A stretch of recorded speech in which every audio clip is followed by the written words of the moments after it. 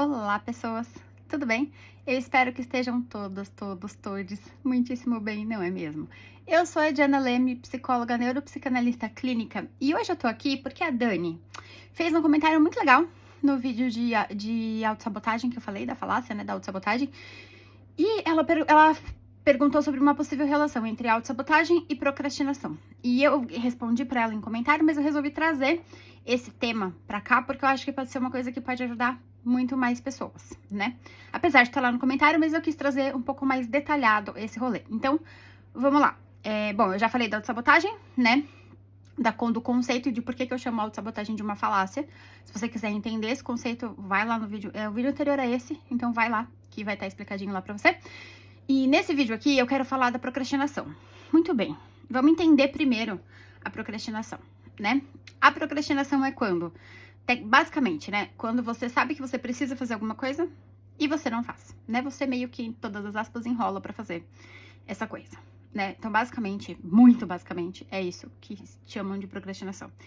Essa procrastinação, ela tem uma montagem um pouco, é parecido com a autossabotagem, mas ela é um pouco diferente, eu vou explicar por quê, tá?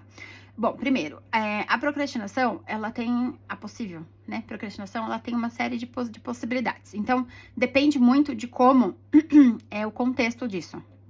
Vou tentar explicar aqui pra vocês de uma maneira que fique fácil de entender. Se você, por exemplo, acumula uma série de obrigações, ou seja, coisas que você não tem a opção de não fazer, não é mesmo? Você tem que fazer, não tem outro jeito, não tem outra saída, você tem que fazer aquilo. Se você acumula essas funções, né, e você, assim, se imbui de muitas as obrigações, muitas, fica soterrado de tantas obrigações, primeiro, você começa, mesmo que dentro dessas obrigações tenham coisas que você goste de fazer, você vai começar a ficar mais cansada de fazer aquilo, e vai começar a não querer fazer, porque cansa, consome uma energia, a gente tá num momento de sociedade onde a gente não respeita mais, né, o nosso limite de alguma forma, a gente passa por tudo porque a gente quer dar conta, o nosso ego precisa que a gente dê conta, né, e o nosso ideal do eu também vou falar sobre fazer um vídeo de ideal do eu, que é muito legal e vai ajudar bastante a gente a entender um monte de coisa, ele vai elucidar várias questões, mas enfim, voltando. Então, a gente quer dar conta de tudo, né, só que acontece que na verdade, na prática, a gente não dá e nem é pra dar. Tá tudo certo não dar conta, não tem nada de errado com isso. A gente que problematiza o negócio todo, mas enfim. E aí a gente fica sobrecarregado. Com essa sobrecarga vem um cansaço tanto físico, porque cansa mesmo de fazer, quanto emocional, porque veja você, existe um estresse, especialmente se você não lida bem com obrigações ou se as suas obrigações são obrigações que você detesta fazer, entende? Então, aí você fica tendo que fazer um monte de coisa, você se obriga, né, esse movimento mais intenso. Então, veja, para você se obrigar a fazer alguma coisa, existe toda uma mobilização interna de uma montagem muito complexa e que cansa muito mais do que se você só fizesse, por exemplo, né? Ou de que se você não precisasse se obrigar a fazer, né? Todo esse movimento gera um cansaço e gera um estresse. Conforme você vai fazendo essas atividades, você vai ficando cada vez mais sobrecarregado. Em algum momento, alguma atividade você vai querer jogar para outro dia, porque você tá cansado, né? Aí, essa montagem, aí que começa a complicar um pouco mais essa montagem. Porque daí você fala, Di, mas então, coisas que eu gosto de fazer que eu também não faço, então eu tô procrastinando? Então, veja. Algumas das vezes, as coisas que a gente gosta de fazer são as únicas coisas que a gente não é obrigado a fazer. Então, são as únicas coisas das quais a gente pode abrir mão de fazer. Entende? E aí você acaba abrindo mão de fazer uma coisa que você gosta porque você tá tão cansado, porque você passou tanto tempo fazendo um monte de coisa que você não gosta, que quando você pode não fazer, você só não quer fazer, porque você tá cansado, entende? Porque você tá muito cansado. Então, é muito importante isso, da gente entender essas diferenças para que a gente primeiro, não fique se julgando, porque às vezes não precisa nem do externo, né, de uma contribuição externa para fazer esse movimento. Muitas das vezes a gente mesmo se julga e se sobrecarrega de tanto que a gente fica, por que eu não fiz? Mas eu sou muito ruim, eu sou muito incompetente, e se julga horrores. E muitas dessas vezes, você só está cansado, né? E esse nosso limite ficou um pouco mais complicado. Aí, vamos sair, então, dessa situação da obrigatoriedade pra gente ir pra um outro paralelo que também pode ajudar, né? Então, vamos pensar que você só tá precisando fazer coisas pra você. E que você, tecnicamente, até que gosta de fazer essas coisas, mas por algum motivo você fica jogando essas coisas pros outros dias, né? Ou pra depois, e esse depois nunca chega, né? Procrastinação também.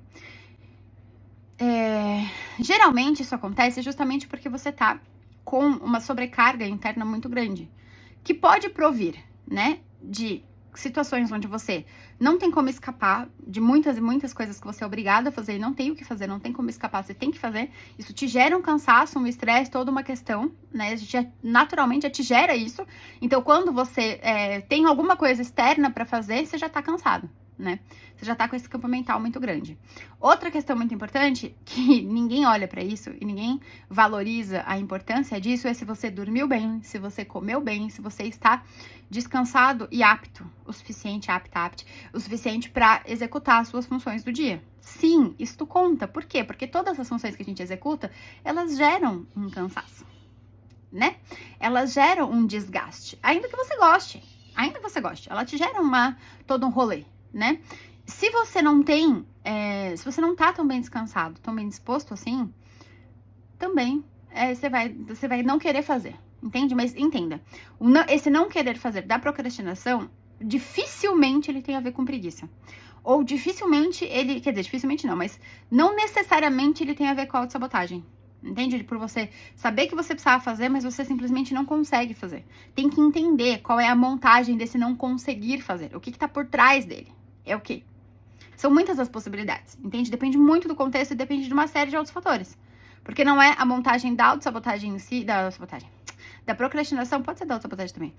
Tanto da procrastinação quanto da autossabotagem, ela não é uma montagem assim tão simples, entende? Existem uma série de fatores em torno dela que define um pouco isso, entendeu? Então, é importante entender a procrastinação, ela não necessariamente, pode ser, mas não necessariamente ela é uma preguiça. Às vezes ela é só um cansaço, advindo de uma movimentação, muitas vezes até interna muito intensa. Porque não é porque você, de repente, sei lá, não levantou da tua cama que você não pode se cansar. Você não vai se cansar fisicamente, ok? Porque você ficou lá deitado, por exemplo, né? Mas você pode se cansar perfeitamente mentalmente de tanto acúmulo de coisas que acontecem no seu movimento interno, do seu mundo interno, entende? Então, é uma montagem um pouco mais complexa, não é assim tão simples falar de procrastinação justamente por isso. Porque depende do quanto você se obrigou a fazer uma quantidade X de tarefas, se você respeitou esse seu limite interno. Entende? Se você se respeitou. Ou se você só saiu se enfiando um monte de coisa pra fazer, isso aí que tem, entendeu? Então depende muito de todo, depende muito de todo esse contexto e de toda essa montagem.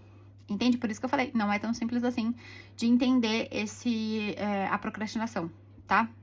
Enfim, eu espero que esse vídeo tenha ajudado, eu espero que tenha clareado um pouco mais essa questão. Se ficou alguma dúvida, me fala se ficou claro, se ficou alguma dúvida, se faltou se você sentiu falta de alguma complementação, se você gostaria de sugerir alguma complementação. Agradeço demais a Dani por essa troca, né, por essa interação. Eu sempre fico muito feliz com a interação e sugestão de vocês. Muitos de vocês falam comigo muito mais no direct do que nos comentários, mas eu fico feliz com todas as interações. Agradeço demais por vocês estarem aqui comigo, acompanhando esses vídeos que eu tô fazendo com tanto amor e carinho aqui pro nosso cantinho. E é isso. Espero muito que vocês tenham gostado. Até o próximo vídeo. Fui!